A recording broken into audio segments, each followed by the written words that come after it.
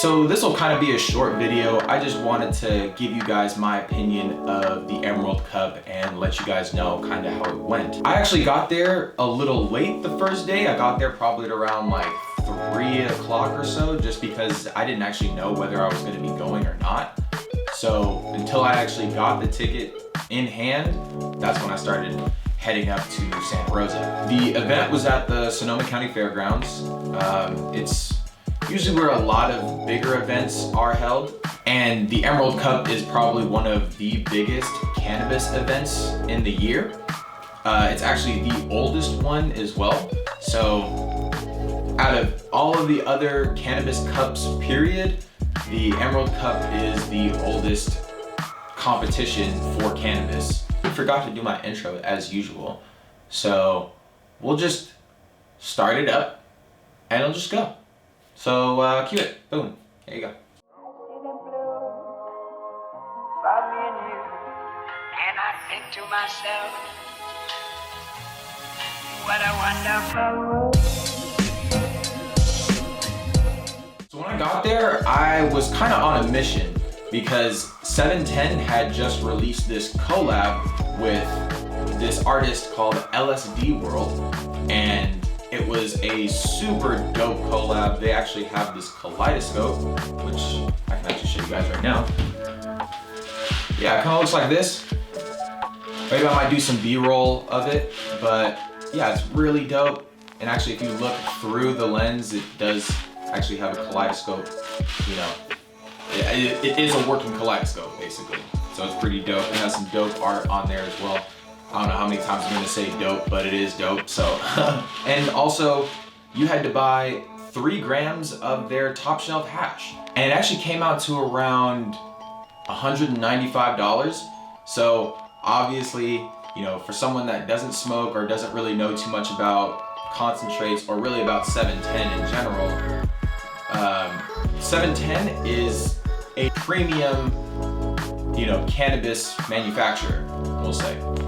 But they make probably some of the most top shelf concentrates, you know, as far as solventless options go. They do have some solvent options as well, but they're really known for their water hash and their rosin. So I pretty much got right into line, and I was hoping that I was gonna at least, you know, be able to get mine, let alone one for my coworker. So they actually had a bunch of them. They came well prepared, and they didn't even sell out, I don't even think, until the next day. So good on you, 710. Thank you so much for that. It relieved all of the stress that I had. So it was great. I was able to buy one for myself and my coworker. And then when you look at the price, you actually get it a lot cheaper than what I would even get it for at my own shop. So it was just an opportunity that I just could not pass up, especially, you know, since I haven't really tried any of 710's, you know, top shelf Percy rosins or any of their water hash. So it was definitely a good opportunity for me to, you know, try it out. So after that, I pretty much walked around. It was a very, you know, interesting layout just because there were so many people and there were a shit ton of food trucks, my God. It's funny because I was just there not too long ago for another event called Holo Flowers, which was, I guess, a more business, it was a B2B event for the cannabis industry. So it was definitely a lot more, you know, corporate and business people, and, you know, more geared towards the B2B aspect rather than the B2C aspect, the business to customer or business to consumer. But they actually added a whole nother tent because there's really only supposed to be like 3 buildings, but they had to add a whole nother tent just because there were so many different booths and there were so many sponsors that they just had to make room for it. So the Emerald Cup now has kind of changed to, I guess, a more consumer-based event. I guess the reason why I say that is because there are performers now. There's actually artists performing at the Emerald Cup, which really didn't happen before, and even with the High Times Cup, it wasn't always like that. So I'm thinking that the Emerald Cup is now starting to become more of a money-based event. And after seeing the winners of the awards, it became very apparent. Because usually how these cups are ran, especially now, I'm not talking about before, but I'm talking about right now, the way these cups are ran, it's either you're a friend of a friend, you have a shit ton of money, or you got a shit ton of clout. And if you have any one of those three, if not all, you are almost guaranteed a top 3 or a winning or a #1 spot. So they say that there's a whole bunch of judges, you know, they're actually some of the judges, I don't know them personally, but I know them through association, and you know, they claim that, oh yeah, it's all done blindly. We all get them numbered and we don't really know anything about it, nor does the grower or the person that made it. So they try to make it as blind as possible. But at the end of the day, these same companies keep winning and they're not necessarily good companies.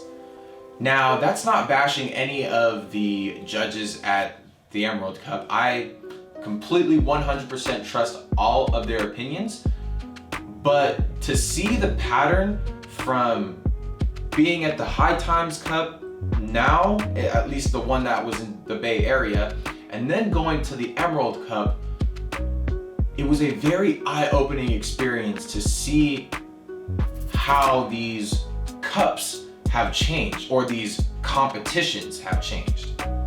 And it's funny because I was actually talking with a owner of a cannabis company, will not say his or her name, but from what they say, that's kind of how these competitions have become. It's become more of a mainstream thing to where, you know, they need a lot more money gouging from people and sponsors so that for one, that they can stay afloat, because I'm sure getting the permits and the licenses for these events are not cheap, and then allowing people to actually smoke at them, yeah, that I guarantee that'll cost a pretty penny. So I get it.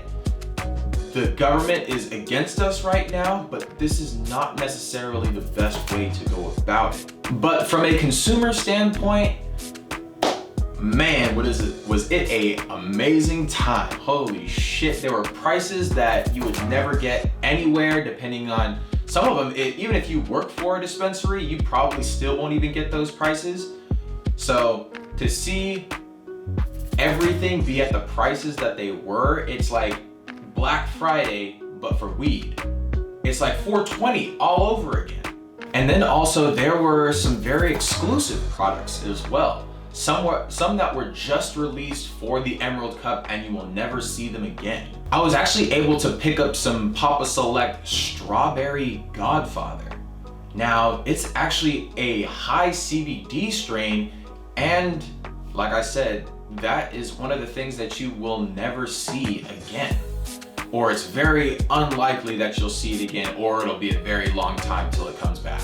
And the reasoning behind this is when you're making a live rosin, you don't get very much yield from high CBD plants. To even have a company make it, it's gonna be very rare as it is. For me, I sometimes get some nausea in the morning, and it does end up really affecting my day. So taking a nice high CBD dab pretty much eliminates it just like that. And being able to, you know, alleviate that pain just that fast is just amazing for me. So I'm able to, you know, get it done with, get the nausea out the way, and get me on with my day. And then of course the companies also release stuff as kind of a showcase for what they're going to be having in the future. So it was a lot of, you know, new stuff that you have probably never seen before, and some collaborations that, you know, have never been seen before as well. And it was great to, you know, see all that stuff firsthand and being one of the first people to actually check it out. Oh, and also there were a lot of different seminars. So a lot of keynote speakers and panels that were very educational. I would highly suggest if you do decide to go to one of these events, go check out the panels because for the most part, they'll be talking about something that will interest you. I actually had the opportunity of checking out Frenchy Cannoli. He is we'll just consider him one of the forefathers of hash making. And learning from Frenchy Cannoli, one of the best hash makers in the world, it was definitely an exciting and a rememberable experience. He was on the panel for I think his panel was called Terpenes and Tannins. I didn't really get to watch too much of it just because I kind of caught the end of it, but yeah, it's an amazing experience. Well, I mean, what can you say? And as usual, thank you guys so much for watching, and be sure to like, subscribe, comment, do all that stuff. And of course, if you have any of your questions about the Emerald Cup or High Times events or just cannabis in general, feel free to leave it down there below.